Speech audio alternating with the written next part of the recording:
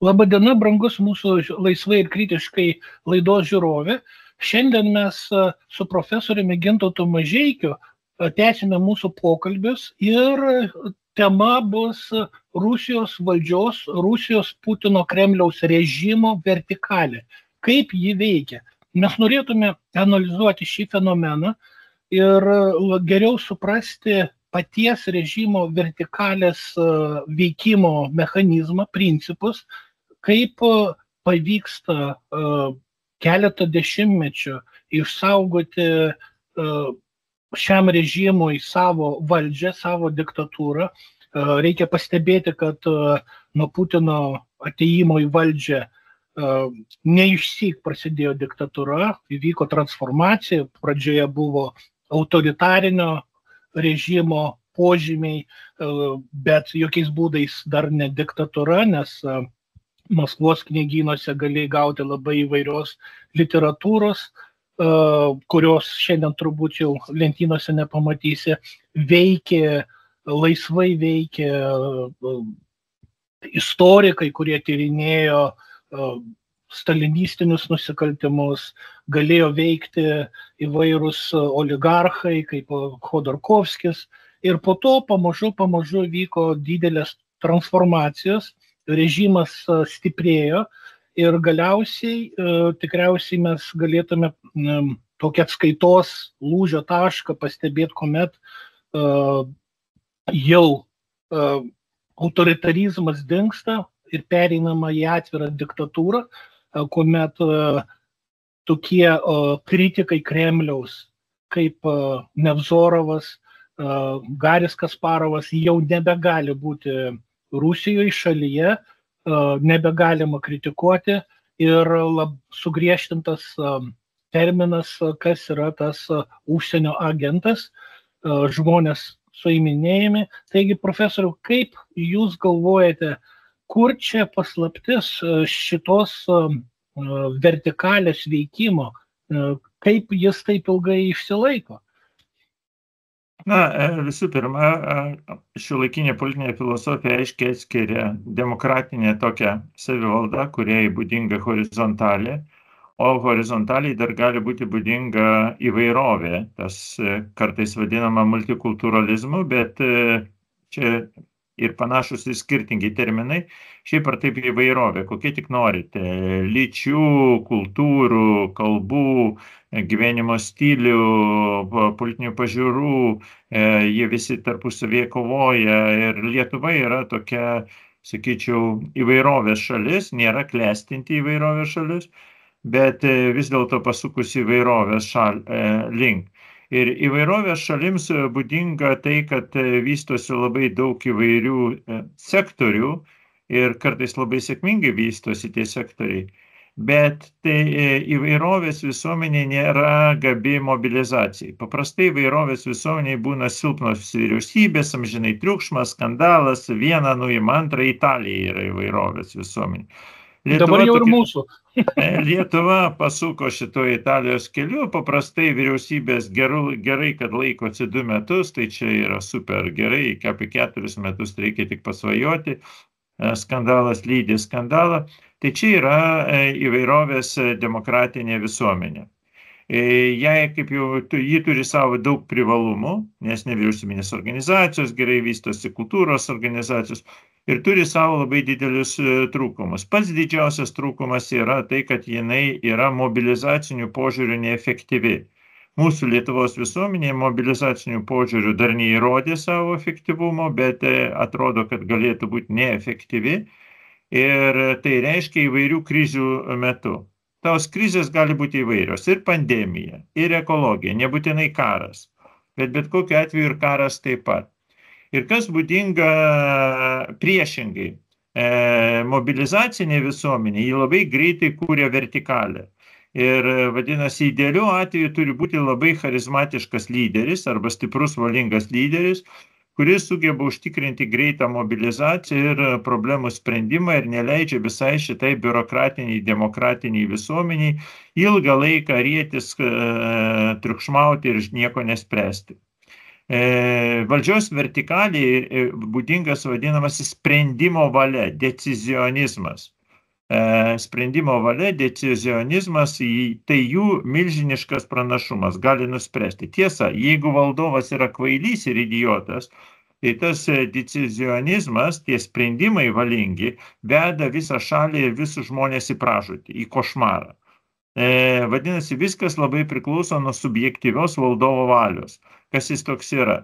Bet kas dar būdinga šitai valdovui, kuris yra valdžios vertikalė, tam, kad jis išsilaikytų, o čia mums svarbiausia, tam, kad šitą vertikalę išsilaikytų, ji nuolat turi reprodukuoti karą ir arba didelės krizės. Nes apskritai valdovas ir visa šita mobilizacinė visuomenė ir mobilizacinė ekonomika gyvuoja tik ir tik konflikto ir karo sąlygomis. Jiems reikia nuolat priešų, dauginti priešus, vidaus ir išorės, juos nuolat reikia laikyti, visą laiką skelbti, kad rytoj ateina pasaulio pabaiga, kad jūsų šeimai ateis galas, jis išprievartaus, apiplėš ir dar kažką tai baisaus padarys, ir kad mes nuolat turime aukotis ir aukoti, ir žinoma užtikrinti užtikrinti karus. Ir tie karai ir konfliktai turi tęstis iki begalybės. Vienintelė problema tada, iš kur gauti resursų. Resursų galima prisiplėšti. Čia turbūt dėl to, kad režimui reikia veiksmo, nes kitaip režimas, jeigu visiškame stabilume, tuomet kaip ir niekas nevyksta, o kuomet niekas nevyksta, visuomenė gali būti tada aktyvesnė. Tai režimui tikriausiai čia reikia kažkaip tai regeneruoti problemas, išorinės grėsmės, kad visuomet kažkas vyksta ir režimas save pateisina. Būtent taip. Ir jeigu pasižiūrėsime didelius autoritarinius režimus, beje, monarchija nėra priskiriama autoritariniams režimams. Nes monarchas nebūtinai veliasi į karus, monarchas nebūtinai siekia konfliktų, monarchija gali gyventi taikos sąlygomis, gali sutarties sąlygomis, rūpinti savo rūmais, kultūra, turtais, šokiais ir visais kitais dalykais. Ir ta rūmų kultūra anaiptol neprielaidauja būtinai karo. Kitaip tariant, mes atskiriame monarchą nuo autoritarinio vadovo su savo hierarchija. Ir autoritarinių vadovų su savo hierarchija, kuris neturi taip vadinamų kabutėse dievo patepimo amžinam valdymui, tada jam reikia nuolat įrodinėti savo teisę. Be perstojo įrodinėti savo teisę, o kodėl ne kitas yra toks pat. Ir be to jis visada įtaria, kad kiti jį gali nugalabyti, nes jis neturi štai šito pateisinimo kraujo ir giminės dinastinio. Ir todėl jis niekada nenurimsta. Ir čia šitaip skiriasi autoritariniai režimai, represiniai, nuo klasikinių monarchijų, kurių yra pilna Europoje ir kurios linkusios gyventi amžinos taikos sąlygomis. Taip, bet dabar lyginant autoritarinį režimą Sovietų Sąjungos metu, po Stalino, kaip ir toks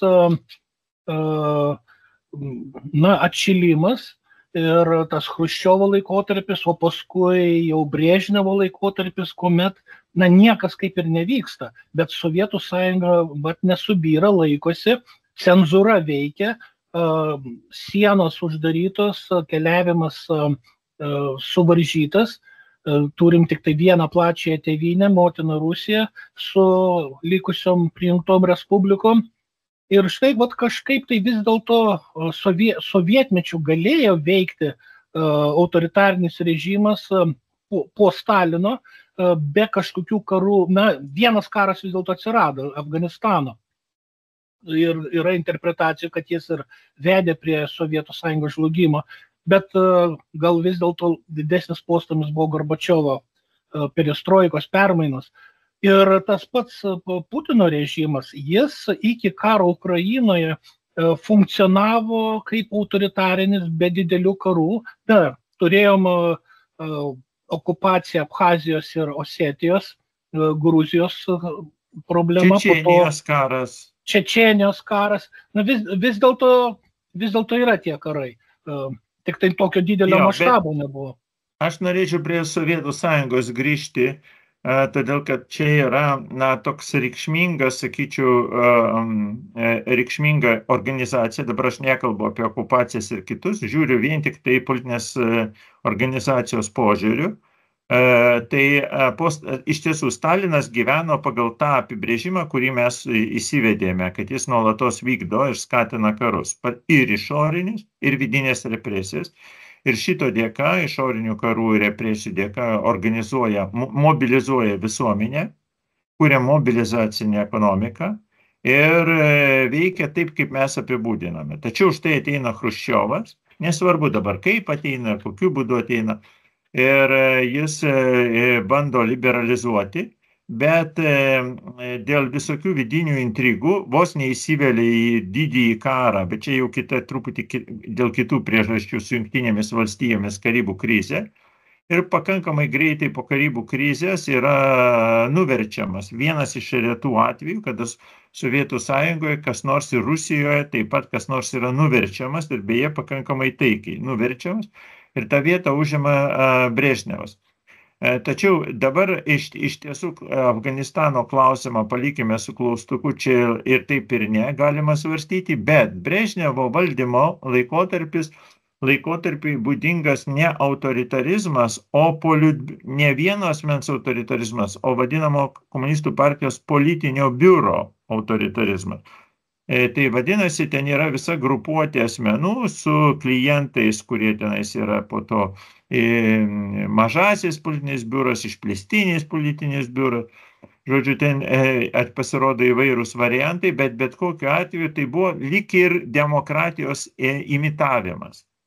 Lyg ir sovietinės demokratinės imitavimas. Ir būtent dėl jos kai kurie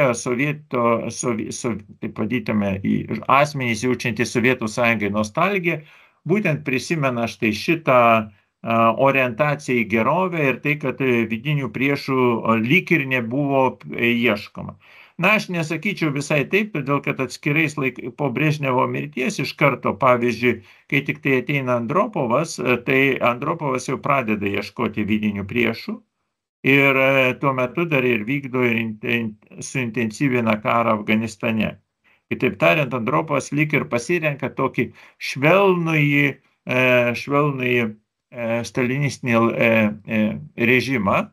Ir Černenkos laikotarpis iš viso nesvarstytinas. Ir po to pasirodo Gorbačiovas, kuris bando kaip tik ir sugriauti šitą galimą valdžios vertikalę, dar labiau ją demokratizuodamas. Atsisakydamas politinio biuro demokratijos ir paversdamas ją jau visuotinę demokratiją. Bet Gorbačiovas kažkaip tai unikaliai gebėjo ir savo paties įvaizdį sėkmingai kurti vakaruose, nors ir kaip ir lyg ir griauna autoritarizmas, siūlydamas tą glasnost, tą tam tikrą žodžio laisvę, bet jam pavyksta sukurti tokio lyderio stiprų įvaizdį, kuris galų gale vis dėlto atsisuko prieš jį patį. Na, sakyčiau, gal tai pavyko sukurti tokią fantaziją ir iliuziją vakaruose. Lietuvoje, kaip atmename, visai toks įvaizdis jo nebuvo, jis visai priešiškas įvaizdis, Latvijoje tai ne ką geresnis. Truputį gal geresnis, bet ne ką geresnis. Sakartvele dabartinėme Azerbaidžane tik bloguoju prisimenamas, tas paskui tai yra, jis ne visur sukuria, o Rusijoje iš pradžių taip jis yra aukštinamas, o po to nepaprastai žeminamas ir iš viso paverčiamas vos nejudu. Judas, kurio dėka sugriuvo Sovietų Sąjunga, asmuo, kurio vardas yra neminėtinas arba minėtinas tik tai bloguoju prie Putino režimo. Dabar aš nenorėčiau gilintis į tai ir nekviesčiau gilintis į tai, kodėl atsirado Putino režimas, nes priežasčių ten yra labai daug ir pačios įvairiausios. Aš manau, kad svarbu parodyti, kad gal ir yra išimčių, kaip autoritariniai režimai netampa represiniais, tačiau dauguma autoritarinių režimų vis dėlto yra orientuoti į vidinių priešų paiešką ir galimai išorinį karą. Jeigu pasižiūrėsime Antano Smetonos laikotarpis Lietuvoje, čia iki 40 metų, 6-7 iki 40 metai, tai irgi pastebėsime nuolat stiprėjantį nesutarimą su demokratija, su kitų partijų dalyvavimu, vidinių priešų ir išorinių priešų paieška. Tik tas išorinis priešas buvo labai keista, kad ne Sovietų sąjunga, o Lenkija. Ir čia žinoma Vilniaus istorija. Bet iš principo tas modelis gal ir neidealiai autoritarinis, bet jis veikia, mano manimu. Tai yra mobilizuoti visuomenę ir ieškoti išorinių ir vidinių priešų. Problema, kurią aš čia šitoje vietoje ir kurią tyrėjai nurodo, tai, kad iš pradžių suvalgė lengviausius priešus autoritariniai režimai. Rusijoje tai kas tai bus? Lengviausias priešas tai yra liberalai. O Stalino laikotarpiu lengviausias priešas buvo kokie nors monarchistai. Tai 1, 2, 3 ir jų nelieka. O ir ką dvasininkai. O ką po to daryti prie Putino režimo? Ką po to, kai nelieka liberalų, išvaikai juos išsodini ir pabėga jie visi užsienį? Tada prasideda naujų priešų kūryba. Ir reikia juos krapštyti bet kokiu būdu. Iš pradžių beverčiai inteligentai žygiuoja į kalėjimus ir į fronto liniją, poetai, rašytojai, kurie nespėjo pabėgti, bet tokie, nesusipratę tapti padlaižiais, nesusipratę tapti atvirais konformistais. Bet greitai ir jų nelieka. Juos irgi susodina, išvaiko ir Rusija jau praėjo šitą etapą. Tada ateina sekantis etapas, kada pradeda žiūrėti savo pačių asmeninius priešus. Putinistai pradeda persekioti putinistus. Ir čia yra įdomiausias etapas, nes prasideda autoritarinio represinio režimo savęs paties rijimas. Ir mano manimu, kaip tik Rusija įžengė šiuo metu, šiais metais į šitą laikotarpį, kada jie pradeda savo pačių žmonės naikinti. Jo, tai ir analitikai pastebi, kad jau būti patriotiniu putinistų nebegarantuoja saugumo ir oligarchai yra nebesaugus, nors jie ir demonstruoja lojalumą Putino režimui. Ir ar nebus čia taip, kad FSB ir GRU yra dvi skirtingos galios, kurios tarpusavę konkuruoja, bet kitas dalykas, kad gal pasikeitė tos taisyklės, to vadinamo stogo taisyklės, kad aš net sakyčiau, kad čia gal kaip koncepcija galima naudoti stogo koncepciją, nes platesnė prasme kaip principą, kaip aksiomą, nes kad ir Makiavelio laikus paimsime, ar antikos laikus, vis dėlto norint veikti, tu turi turėti tam tikrą saugumą. Makiavelis turi žinoti, ar jis su Demedičiais, ar su Soderiniu, nes atitinkamos jėgos, atitinkamos pasekmes, atitinkamos vizijos. Tai tas vadinamas stogo turėjimas, aš sakyčiau, čia neturėtų būti labai paviršutiniškai suprantama, o gan konceptualiai, kaip veikiantis principas, įgalinantis tave veikti ir tam tikrus uždavinius įspręsti. Ir štai jeigu Rusijai nebėra aiškaus to stogo, jeigu Kovalčiukai užstoja, ar Patruševas tave užstoja, bet tai jau nieko tau nebegarantuoja, tada kaip iš principo vis dar gali funkcionuoti šitas vertikalės režimas. Nes kaip ir piramidai, kažkas turi žinoti, kas tave remia viršuje. Ir jeigu jau tas pradeda braškėti, kaip tada tas režimas iš principo dar gali veikti ir ar tai nėra vis dėlto galutinė jau stadija. Nors baisu tai sakyti, nes tiek daug tų galutinių stadijų buvo ir kaip laikosi tas režimas, taip laikosi. Nemanau, kad tai yra galutinė ir vėlgi, kadangi stalinizmo laikotarpis yra gerai išnagrinėtas, tai jis parodo, kad Stalinas pradedant dar, keis jau 33 metais, iki 37 metų pakeičia vieną elitą, po to nuo 37 iki kokių 40 metų, čia dar iki Lietuvos, pakeičia antrą elitą, tai yra pirmiausia vienos išžudo visus revoliucionierius. po to kitus žudo, kita antroji banga, po to pasirodo trečioji banga, bet čia jau antro pasaulinio karo metais. Lietuva irgi į tą etapą nelabai pakliūna truputį 40 metais, bet čia tuo metu tik tie Lietuvos komunistai, kaip Zigmas Angarietis, pakliūna po štai šitą persekiojimą tik todėl, kad tupėjo Rusijoje. O tie, kurie komunistai tupėjo Lietuvoje pogrindyje ar kaip nors čia sukinėsi, jie išvengė visų šitų persekimų ir pakliūna į šitą mėsmalę tik tai po 45 metų realiai. Taigi, čia todėl Lietuvoje mes to elitų, komunistų partijos, žinoma, elitų, nuolatinės kaitos nematėm. Kaip pasirodė Sniečkus, taip ir sėdėjo iki mirties 74 metų. Ta prasme, mes nematėm šitų valymų. Rusijoje pačioj viduj buvo tie grandioziniai valymai. Grandioziniai valymai su sušaudimais, kankinimais, šeimų ištrėmimais, šeimų išžudimais. Ir įdomu buvo tai, kad, žodžiu, stalinizmo, kad šitos viršūnės, generolai, visokie maršalai, tuometinio KGB, NGB, GB, ten visokių kitų pavadinimų, represinių organų vadovai nesipriešindavo. Juos visus pačius tos vadovus Stalino sukurta sistema sutraiškydavo, sušaudydavo žiauriausių būdų, nukankindavo.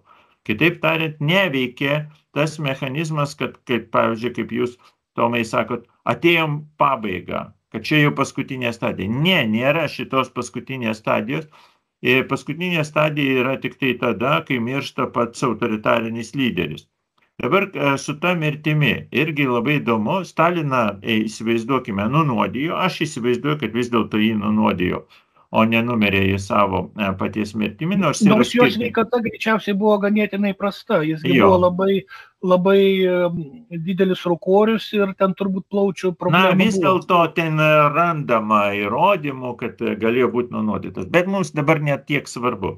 Svarbu yra tai, kad jisai miršta. Ir tada galėjo ateiti naujas diktatorius. Ir tai buvo visi taip galvojo, kad bus Berija.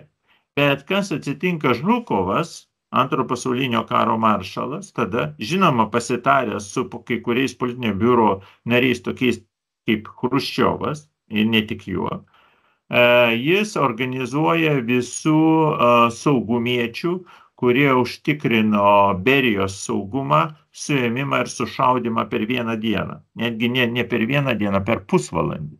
Tai yra, jis organizuoja šitą perversmą, tai yra pats pagrindinis karo vadas. Dabar aš žiūriu į Gerasimovą. Generolas Gerasimovas, kuris yra Rusijos karinio šito štabo ir realiai viso karo vadovas, tiesioginis vadovas, jie užima analogišką padėtį kaip maršalas Žukovas. Tai ar generolas Gerasimovas sugebėtų tą patį padaryti, tai ar jis galėtų užtikrinti, išvaikyti visus tos KGBistus ir GRU, kitas jėgas, ar vidaus kariuomenę, kurie jam nepaklūsta, nes ten Zolotovas vadovauja, ar jis galėtų.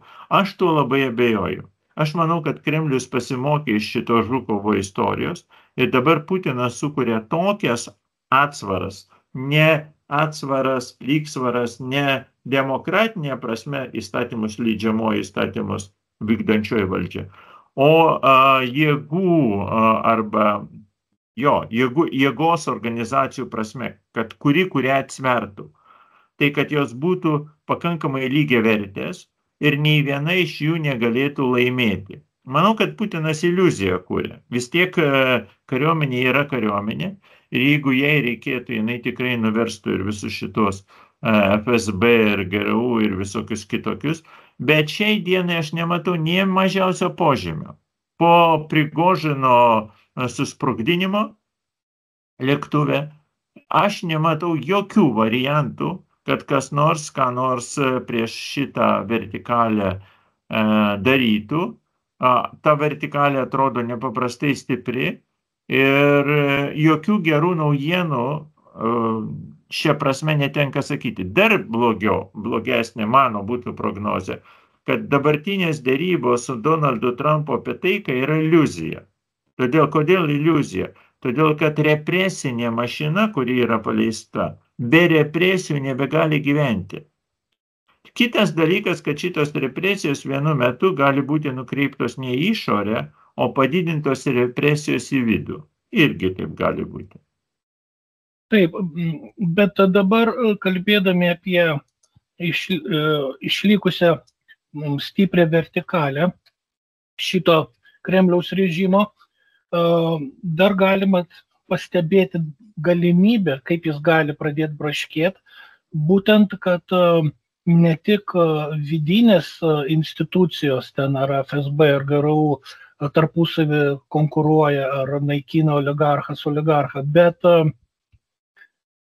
byranti ta vadinamoji posovietskaja пространство, posovietinė erdvė, nes šiandien matome labai ryškią tendenciją, kad Kaukazas sparčiai vaduojasi iš Rusijos įtakos zonos, savarankišką balsą įgyja, vyksta stiprus apsižodžiavimai tarp Azerbaidžano lyderio Alijevo, kuris tam tikrą prasme taip pat turi autoritarinių bruožų, paveldėtojas tėvo valdžios, bet jis proukrainietiškas, randa bendrą kalbą su Zelenskiu ir dabar net ir Armėnija taip pat mėgina atsukti nugarą Rusijai ir berods ar vakar Alijevas ir Pašinjanas nuvyko į Vašingtoną. Tai irgi ženklas, kad šis regionas slysta Rusijai iš rankų ir kuomet Ukraina pradėjo savo geopolitinį posakį nuo Rusijos link vakarų, link Europos Sąjungos, link NATO ir dabar Kaukazas tą pradeda daryti, tai ar nebus taip, kad Putino režimui neužtenka valdyti per savo vertikalę savo šalį, bet dar reikia ir visą posovietinės erdvės vertikaliai išsaugoti su savo Maskvos lyderystė. Ir per čia gali pradėti braškėti lygiai taip pat, kaip Sovietų sąjunga pradėjo byrėti nuo Lietuvos, Latvijos, Estijos nepriklausomybių paskelbimų, nuo Lenkijos solidarnosties, nuo visos šitos Varšuvo pakto erdvės braškėjimo. Ir dabar gal Kaukazo regiono atsiskyrimas nuo Maskvos įtakos palies iš šitos pusės, iš geopolitinės pusės palies Putino vertikalę. Nemanau, kad taip atsitiks, nes jeigu grįšime į 88, 9, 90 metus, aš tuo metu padėjau, nebuvau joks sąjūdžio aktyvistas, bet dalyvau visose, sąjūdžio kvietimuose, ką ten reikia ir kur daryti. Ir labai gerai atsimenu tuo metu, kaip sąjūdis platino savo laikraščius Rusijoje. Aš pats padėjau, Saglasija buvo toksai laikraštis platinti Peterburge. Tai ir puikiai atsimenu, kad už mūsų ir jūsų laisvę, za našą ir vašų svobodų, su panašių leidinių kaip Saglasija ir kitokius buvo platinami, Lietuvoje buvo spausdinami šitie laikraščiai ne tik tai, kad nuvežti į Leningradą, bet netgi iki Kamčiatkos važiuodavo tas Lietuvoje dauginama demokratijos ir dekomunizacijos spauda.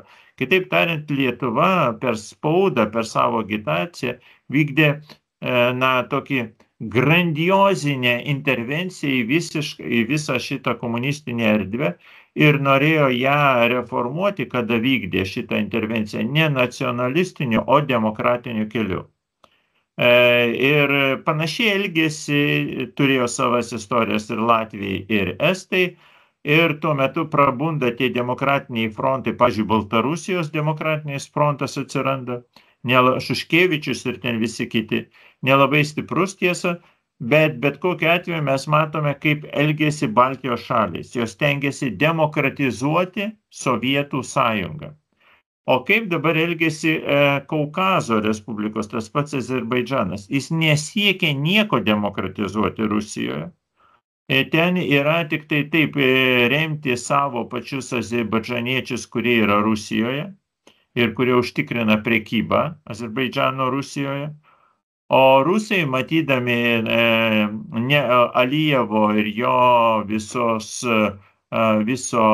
sakykime, jo pavaldinių nelojalumą Rusijai, iš tikrųjų jie nelojalūs Rusijai yra, baisiausia piktinasi, bet irgi neturi priemonių primesti savo rusišką viziją Azerbaidžanui. Tai šiuo atveju mes matome tokį tipišką, sakyčiau, netgi Azerbaidžano įsivadavimą kaip kolonijinės šalies iš beleko, bet nesiekiant reformuoti pačią Rusiją ir neturint tokios net iliuzijos.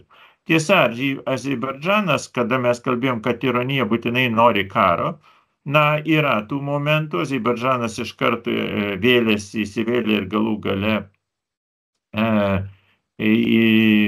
pakeitė Karabacho visą šitą valdymo situaciją, išvarė armėnus, sutvarkė savo pasienį su Armėnija. Ir dabar atrodytų, kad tas mobilizacinis režimas būtinai turėtų ieškoti vidinių priešų ir išorinių priešų, kaip mes kalbėjom.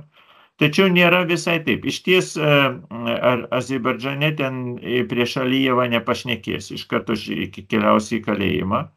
Sėdi ten daugybė yra politinių kalinių.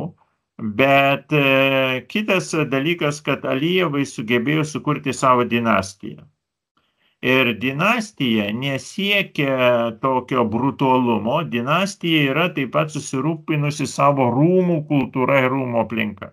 Jie formuoja savo aplinką, tokią pseudo monarchiją. Netgi Erdoganas galėtų pavydėti Alijevams. Erdoganai dar toli iki Alijevų dinastijos. Ir todėl su Alijevais čia viskas gerai, nebūtinai jie ten amžinai sulaikys, gali būti Sirijos variantas. Ir viskas susibaigs liūdnai. Bet kokiu atveju mes matome, kad aš abejoju, kad Kaukazas sugebėtų pakeisti Rusiją.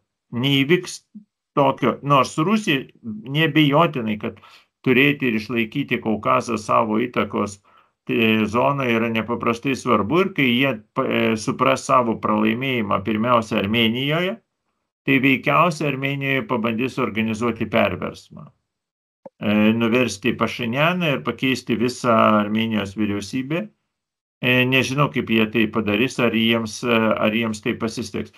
Aš sutinku, kad Turkijos įtaka šitoje teritorijoje yra svarbi ne tik minėtoms respublikoms, bet ir Tadžikistanui, Turkmenistanui, Uzbekistanui. Tai yra didelės, labai neturtingos, bet labai didelės šalis su gausiu žmonių skaičiumi.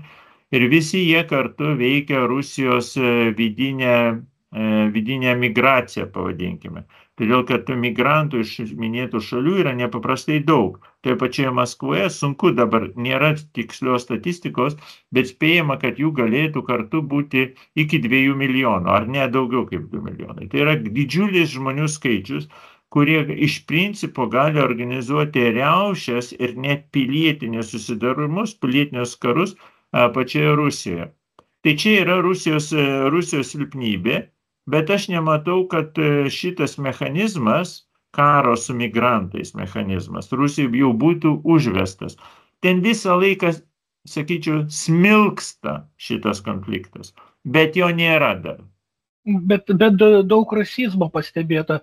Maskvoje metro tas pats asmuo gali būti policininkų paprašytas parodyti asmens dokumentą vien dėl to, kad jis kaukazietiškos išvaizdos, nors tas žmogus gyvena galbūt 10 metų Maskvoje, o gal net ir gimęs ten.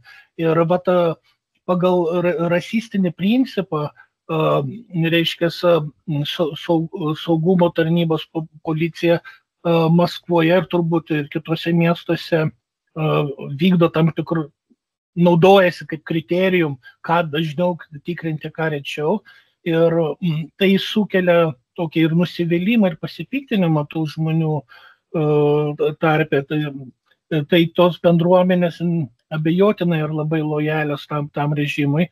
Ir turint omeny, kad į karą siunčiami ne peterburgiečiai, ne maskviečiai, o labiau iš etninių Rusijos teritorijų žmonės, tai irgi kai ką parodo, kad režimas atsargiai dėliojasi.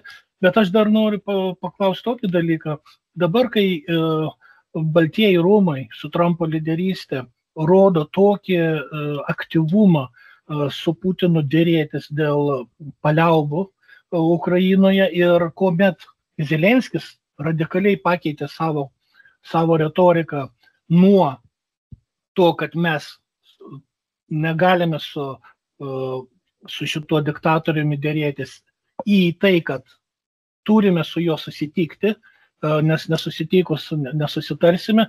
Ar nėra taip, kad dabar netiesioginiu būdu, gal ir tiesioginiu, legitimuojamas Putino režimas, legitimuojama jo vertikalė, iš karo nusikaltelio jis dabar yra legitimuotas tarptautiniu lygmeniu dėrybininkas, kaip ir vos ne žmogus, kurio rankose galimybė nutraukti ugnį. Ir kaip iš šitos perspektyvos, nes jeigu pažiūrėti antrą pasaulinį karą, su Hitleriu niekas nesidėrėjo, jis turėjo būti įveiktas, nugalėtas, sunaikintas tas jo režimas. Dabar, kaip Pienkovskis yra pasakęs, kad reikia napolė boja viską išspręsti. Ir užuot, kad taip kaip buvo pirmais 2 metais ta mintis, kad nugalėti Rusiją, tik tiek, kad vakarai to nenorėjo. Vakarai nenorėjo leisti Rusijai laimėti, bet nenorėjo leisti Ukrainai pralaimėti. Ir dabar atrodo, kad norima legitimuoti šitą režimą Putino, kad kaip nors rasti būdą paliauboms, bent jau, jeigu ne taikai. Aš nesu visai tikras, aš manau, kad yra žinoma, kad pats Donaldas Trumpas dar prieš kurį laiką tikrai buvo kupinas geriausių ketinimų legitimuoti Putiną ir visur kur įtraukti. Ir šitos galimos darybos su Zelenskiu ir Putinu ir Trumpu taip pat gali rodyti šitą intenciją, tai yra legitimuoti Putiną. Ir veikiausia pasaulyje atsiras daugybė šalių vadovų, Kinija, Indija, Brazilija, visas BRICS, kurie nuolatos legitimuoja Putiną. Tai taip, tai šita tendencija iš tiesų yra. Ir tik tiek reikia pasakyti, kad ir pats Donaldas Trumpas nėra labai didelis Amerikos demokratijos gynėjas, veikiau priešingai. Ir čia mes matome, kad autoritariniai lyderiai gali puikiai susikalbėti tarpusavį. Ir Putinas tarp autoritarinių lyderių neblogai jaučiasi. Netgi pykdamasis su Alijevu, jie vis dėlto jaučia vienas kito artumo. Arba Erdoganas ir Putinas vis tiek jaučia vienas kito artumą, nesvarbu, kad jie pasirėja, bet čia kita istorija, kito tipo konfliktai, kai autoritariniai režimai tarpusavėje barasi. Bet tai ne kova su demokratija. Demokratijos autoritariniai režimai nemėgsta, kai kurie tokie kaip Putino ir nekenčia.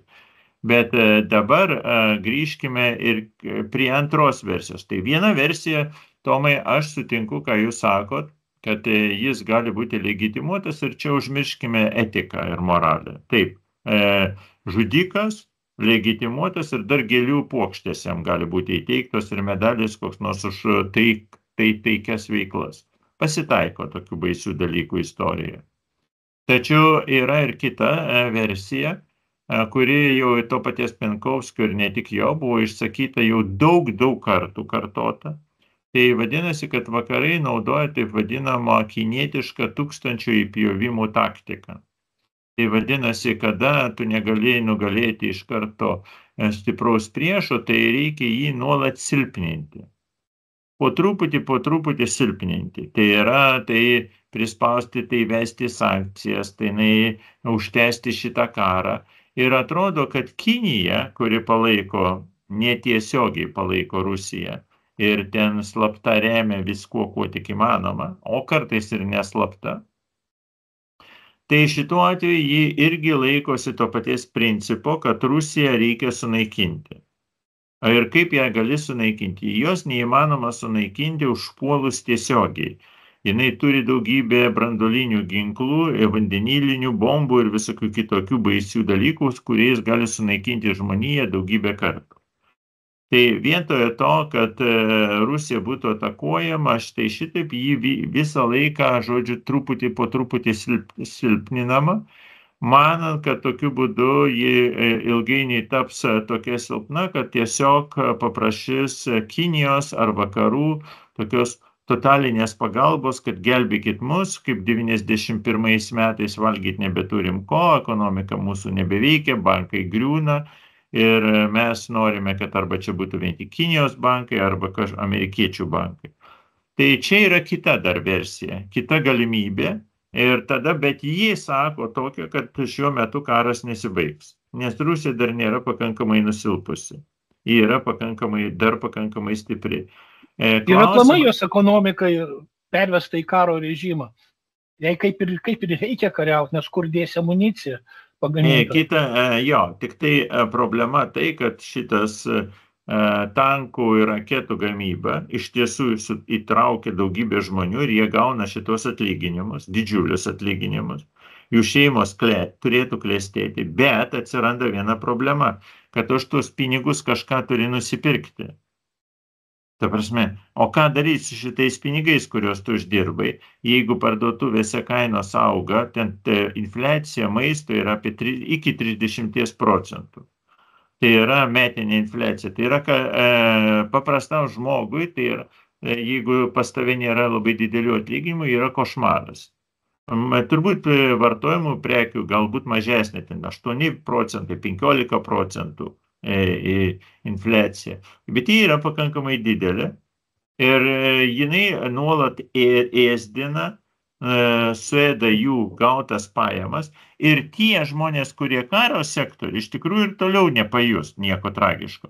Bet tie, kurie yra ne karo sektoriuje, pakliūna į baisę, sakyčiau, į tokią košmariškos krizės situaciją. Kad pinigų nėra, niekas neremia ir jeigu tu sakai, aš neturiu iš ko gyventi ir negaliu gyventi, tau pasiūloma pasirašyk kontraktą su kariuomenė ir važiuok šturmuoti ukrainiečių.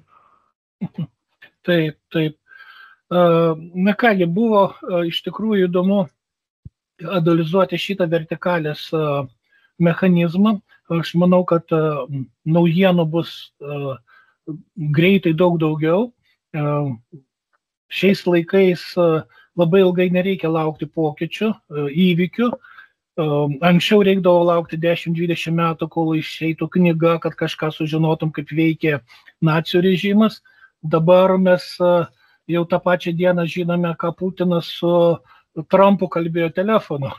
Tai belaukiant naujų įvykių, ačiū labai už pokalbį ir už šią analizę, kurios, man atrodo, mums visiems reikia, norint suprasti esamus įvykius. Ačiū labai už dėmesį.